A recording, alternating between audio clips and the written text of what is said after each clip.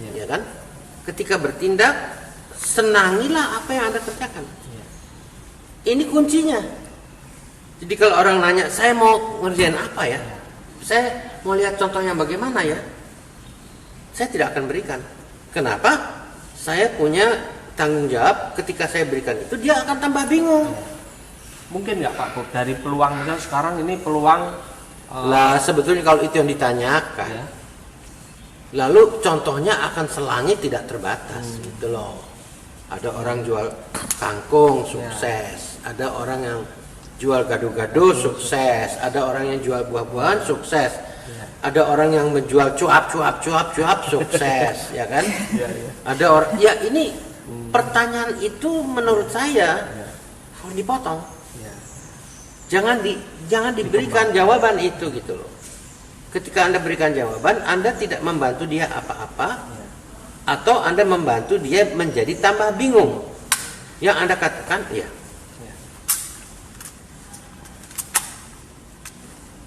Yang Anda katakan terserah Anda mau apa. Dan bukannya tidak mungkin atau belum tentu apa yang Anda laksanakan pertama kali itu salah. Nah, cobalah yang kedua, mungkin salah lagi.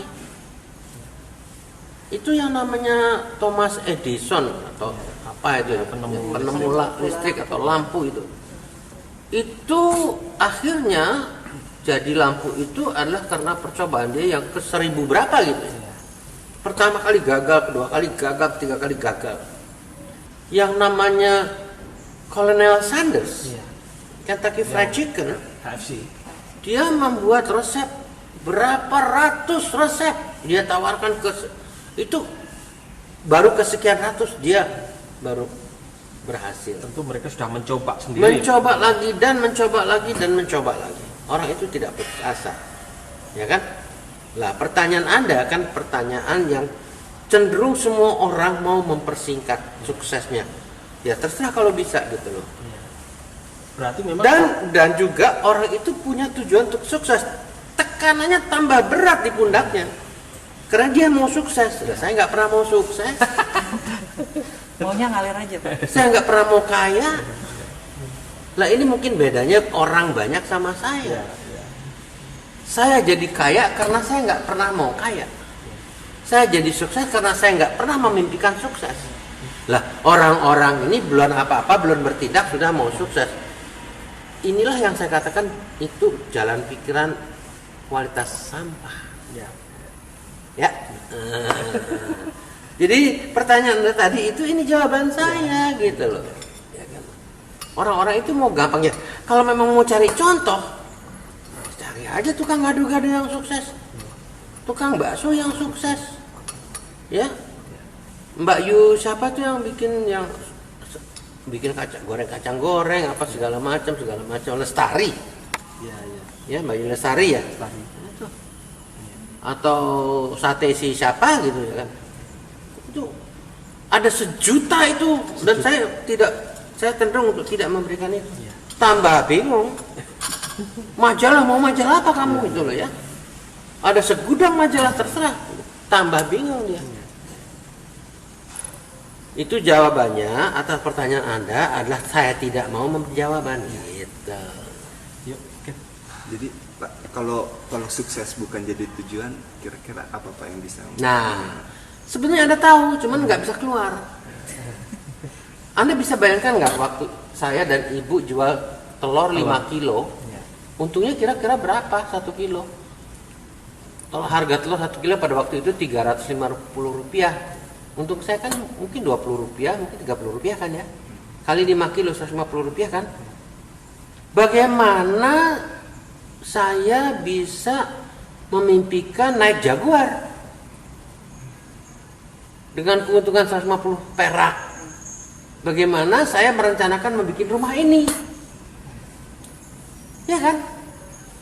Nah itu jawabannya gitu loh. Itulah sebabnya saya nggak pakai rencana.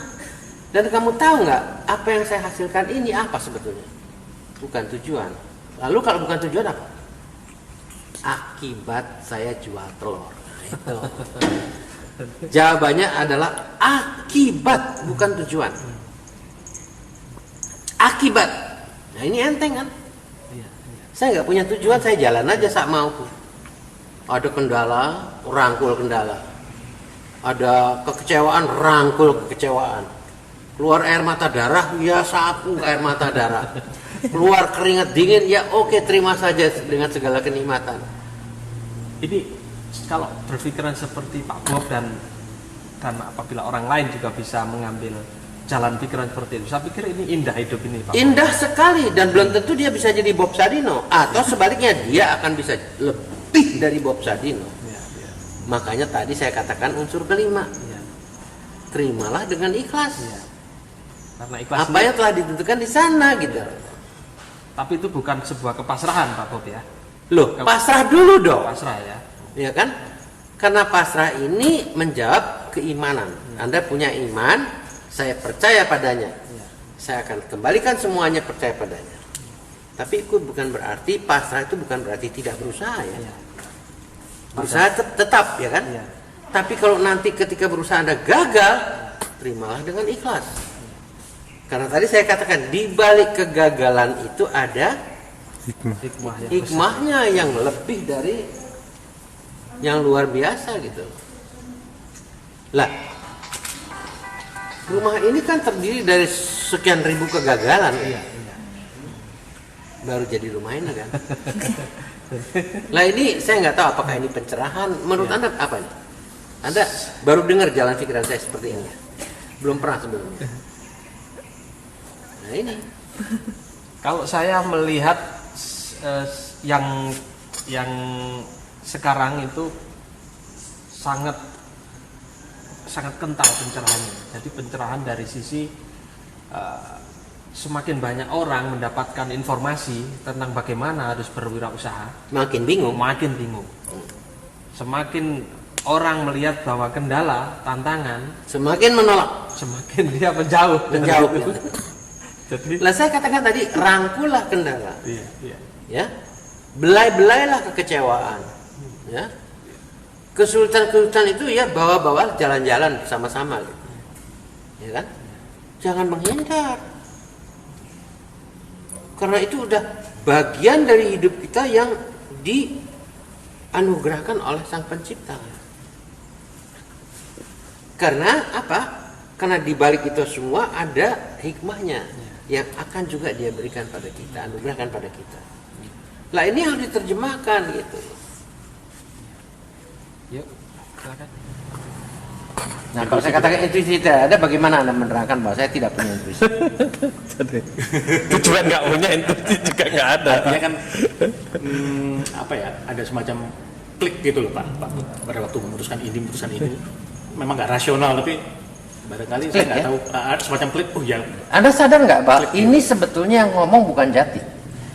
Yang ngomong adalah jalan pikiran Anda yang isinya sampah otak Anda. gitu. Sadar nggak? Enggak sadar. Nggak sadar ya? Nggak sadar. Oke. Kalau orang bisa berhasil karena intuisi, alangkah tidak adilnya dunia ini. Anda nggak punya intuisi, kenapa sih punya intuisi? Nggak adil dong. Jadi menurut Anda apa itu yang salah? Yang salah jalan pikiran Anda yang terbelenggu tadi. Bahwa Anda kira orang berhasil itu harus punya intuisi. Kan sering kita Terjemahan saya intuisi apa? 999 langkah yang sudah saya lakukan, maka langkah saya yang ke-1000 itu yang Anda panggil intuisi. Jago bener nih Bob ya, tahu-tahu oh, bisa begini, bisa begitu. Yang Anda tidak ngerti sebelum saya itu ada 999 langkah yang saya lakukan. Seperti si Thomas Edison yang punya kegagalan 1000 kali kegagalan, tiba-tiba dia dapat mendapatkan lampu. Twing. Ya kan? Atau si yang namanya Kolonel Sanders yang beberapa perusahaan yang dia datangi gagal, tiba-tiba terjadi Kolonel Sanders yang namanya Kentucky Fried Chicken. Itulah yang otak sampah Anda mengatakan itu intuisi.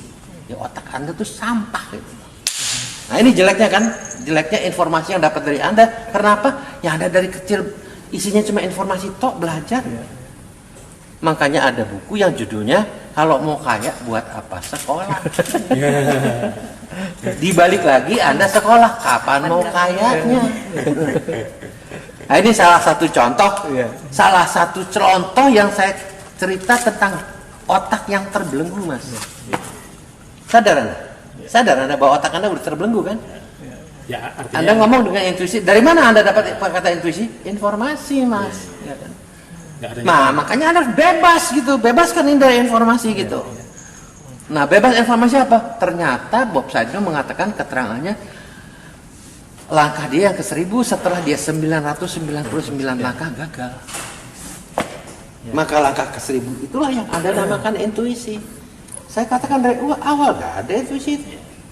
artinya action oriented gitu ya Pak. Jadi kita jangan ini itu ini. Ya, saya lebih cenderung untuk memakai perkataan mengalirnya ya. Ya.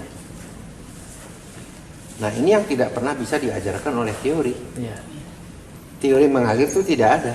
Nggak ada teori mengalir. Karena teori itu terstruktur kan Pak. Teori itu terstruktur. Jeleknya ini saya katakan kan, Anda dipengaruhi oleh jalan pikiran Anda, di mana lama-lama way of thinking Anda itu berubah menjadi struktur. Kalau sudah menjadi struktur, sudah menjadi kokoh sekali sehingga Anda harus percaya pada intuisi karena itu kokoh gitu loh. Kalau orang nggak ada intuisi nggak bisa sukses, itu udah struktur namanya gitu. Terus kalau dalam pembelajaran entrepreneurship itu Pak Bob, kira-kira yang masih relevan itu apa ya kira-kira? Yang masih Saya dari awal sudah saya katakan tidak ada pembelajaran entrepreneur, tidak ada. gitu ya Pak. Yang ada adalah langkah dan langkah dan langkah dan langkah. Kalau saya cerita sama Anda adalah saya membagi pengalaman saya pada Anda. Tarik kesimpulannya bagaimana? Ya kan? Nah, nanti kalau memang Anda tidak bisa membebaskan diri dari semua sampah yang ada di otak Anda, ya Anda tidak akan kemana-mana, macet gitu. Dari cerita saya Anda tarik kesimpulan yang sebebas-bebasnya. Artinya bebas juga daripada belenggu jalan pikiran Anda sendiri. Dan inilah yang tidak bisa Anda dapatkan begitu saja. Anda melatih gitu. Exercise, latihan. Ya, saya tidak begini, saya tidak langsung bisa ngomong gini hari ini 25 tahun yang lalu.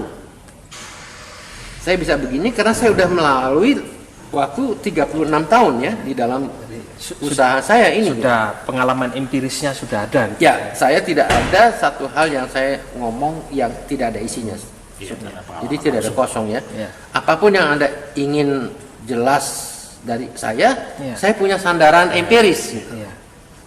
Ya, Pak, jadi ini namanya kalau dalam bahasa Anda, bahasa akademisnya, ini adalah yang namanya Bob Sadino adalah seorang yang fenomenal. Fenomenal tuh seolah-olah nggak bisa dipercaya tapi ada wujudnya gitu.